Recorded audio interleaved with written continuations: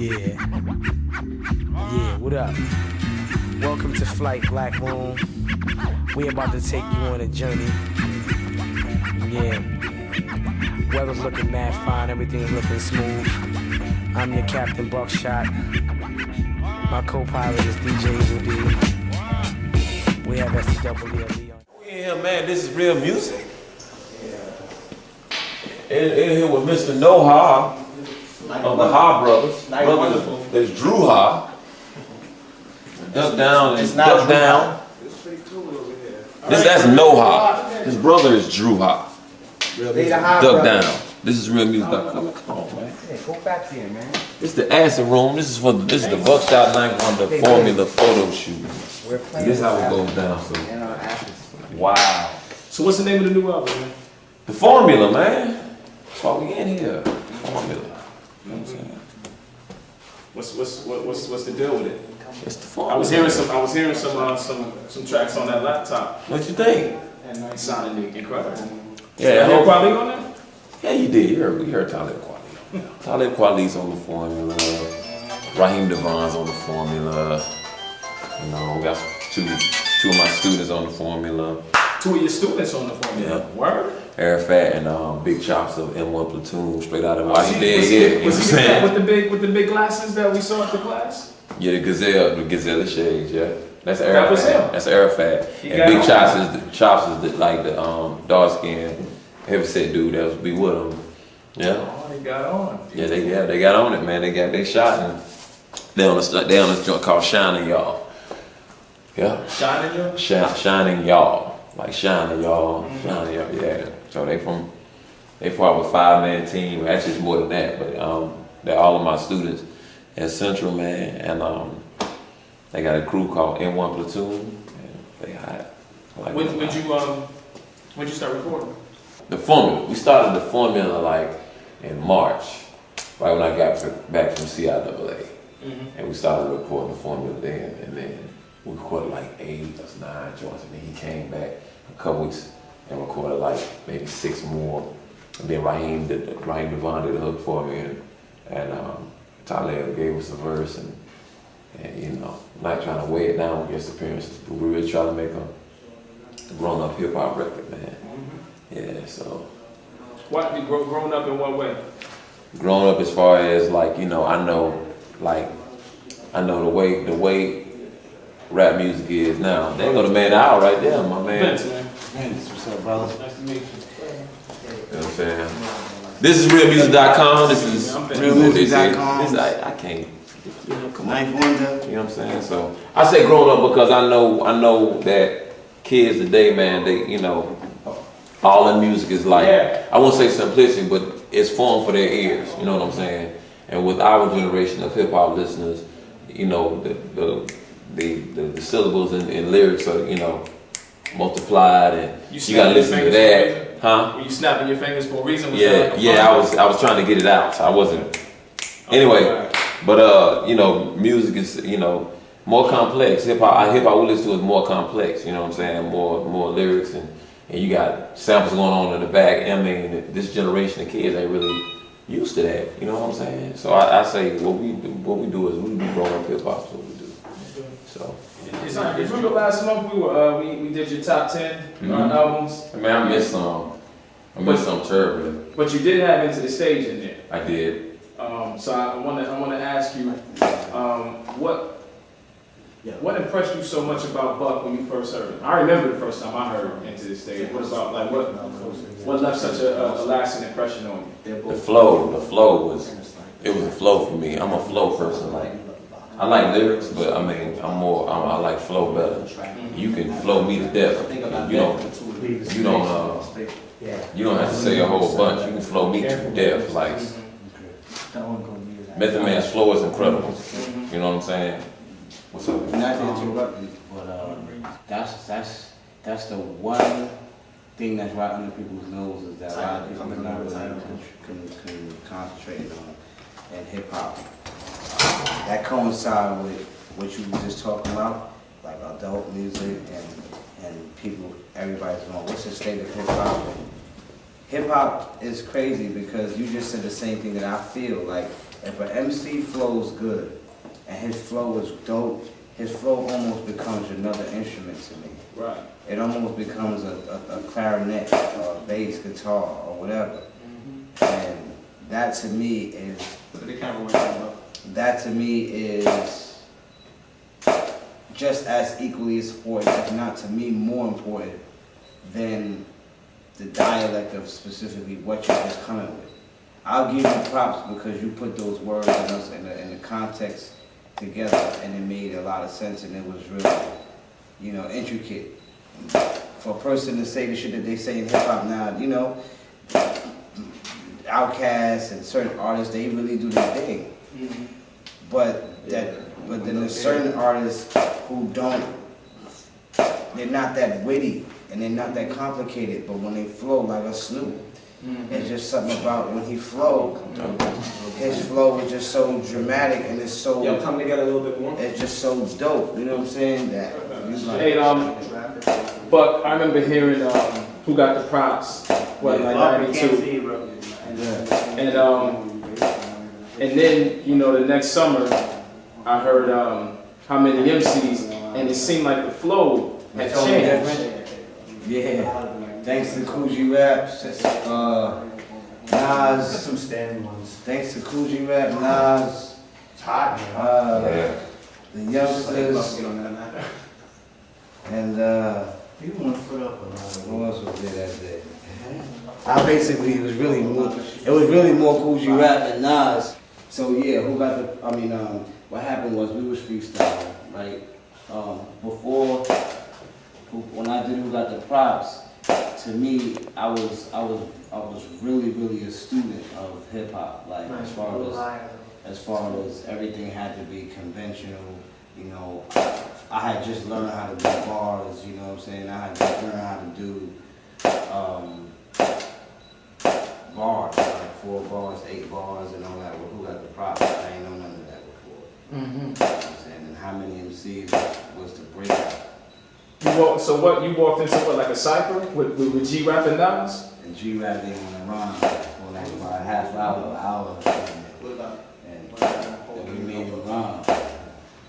G-Rap rhyme for about a half hour? He didn't want to rhyme. He didn't want to rhyme. For about a half, me and Nas made him rhyme. Me and Nas went back to back for about an hour. And what happened was we was downstairs and we was rhyming. And I said, yo, Nas, what's up? Like, you want to, like, This was in Brooklyn? this was in California. And Nas was me. We was all in the lobby. And Nas was like, yo, this is before Illmatic. None of us made an album at the time. Me, Nas, we was just creating Into the Stage and Illmatic at the time. They didn't exist at the time. So we was both spitting bars off of those 2 albums. You know what I'm saying? And even the bars that How Many MCs wasn't created yet. You know what I'm saying? I Got You Open. None of those styles were created. So if you listen to Enter the Stage, you'll even hear niggas talk shit, some power impact. Those are all like Who Got the Props. If you listen to them, they sound like Who Got the Props. Then there's a flip side, which was I Got You Open, Make Money, Same thing. all those type of joints. All those joints was when the catastrophic media right here. Alright, a little closer, guys. It was really Nas and Nas and G-Rap.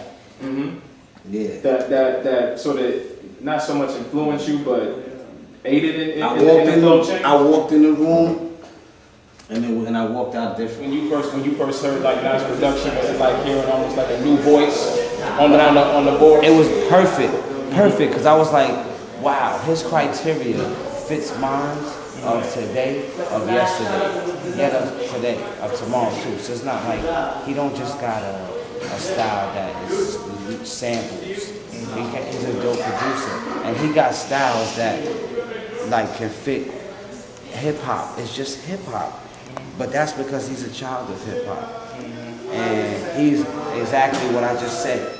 He loves people who flow. So it's not like Knife is on some, yo, I'm only on some shoulder missile rap. purist.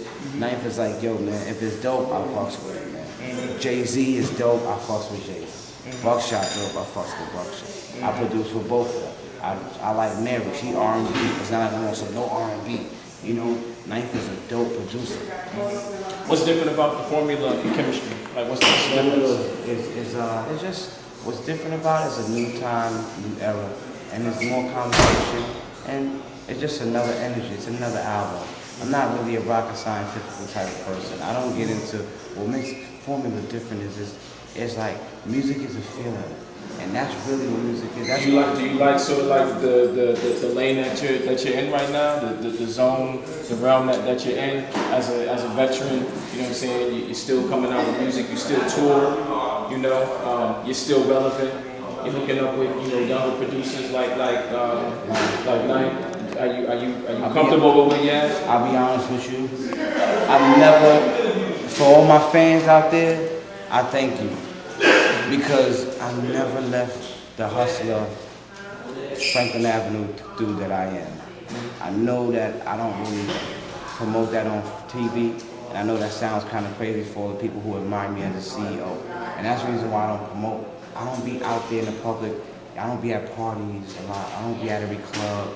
I'm not that type of rapper to be in everybody's video and everybody's songs, because I'm so concentrated on being the Buckshot that is the Buckshot that made the rapper. You know, I knew as Buckshot how to take a craft and turn it into hip hop. But that's never left me. I ain't about being a star. You know what I'm saying? I'm a grinder. Yeah. I'm a grinder first. And that right there dominates my life. So sometimes, you may see me in hip hop and you may not. But I'm always doing something. Hip hop is like an essence. Fucking Knight, tell us about the formula. Tell us about specifically the formula that you all have musically to put out the kind of products that you put out. Like, what is it? What goes into the music? Ain't even that hard, man. I put on the beat. Man, it's like, it's that simple. You make the track, lay it down, Buck comes and slices it up. Yeah, and it's like, Yep. Do you switch your steez up for Buck based on his flow, based on him as an artist? Do you tailor the music you make for? I go by his flow and the tone of his voice. How I pick the beats or whatever. You know what I'm saying? Like, and I could be wrong on some joints. You know, I think it was like 25 beats, and then we did some more, and I picked some more, and went through some more. You're like, man, that's the one. It's one joint that he wrote called Throwing Shade, and we made one beat for it, and then he was writing to that, and then I was making another beat, and he walked down to the bathroom and came back, and came in and was like, look, that's the beat I need to say this rhyme to. I'm like, all right, and he came in, he like, tell me what you think, and he spit out like, yeah, let's do it. And so it's collaborative. You know, I was reading an interesting interview that Redman had somewhere online, and he was talking about how, because hip hop is the way that it is today, where you have an artist and they go and they might get, they might have a 15-song album, and they'll have 10 different producers supplying beats. You know what I'm saying? Like maybe 2 or 3 dudes give them 2, and then like 10 other individual joints, and they say every producer that's giving them the beat wants that single, so you get a disjointed effort of albums that are basically just like a bunch of singles, but they don't have that cohesive feel. right. Because you two are working solely together, is it easier to give the album that cohesive feel? You know what I mean? Is there a concept involved? I mean, like, It's purely, Knife, what you got cooking? And I'll smell what you got in the oven. And be like, man, I can't wait to put that on my plate, man. You know what I'm saying? What do you tailor your flow or your lyrics or your sound for the type of sound that Knife is known for? No, it's natural. Everything is natural, and that's why we keep it like it's the formula and chemistry. Because it's natural, and that's what you want to do. Like, there's certain joints that I may hit the proper tone on, and some joints I may not hit the proper tone But that's what I'm aiming for. As far as if I do hear a beat and I flow on it a certain way, and that's the way I was feeling it, and people say that's the flow I was looking for, then that's cool, because I wasn't necessarily really trying to aim for that flow for the person. It's just that this beat dictated this type of flow. And a lot of people say, well, I like Buckshot when you flow like this. And I'm like, oh, good looking, because that was the flow that went to this beat, and that's what I was feeling. And if it wasn't that, I'm in trouble, because that's the only thing I was feeling.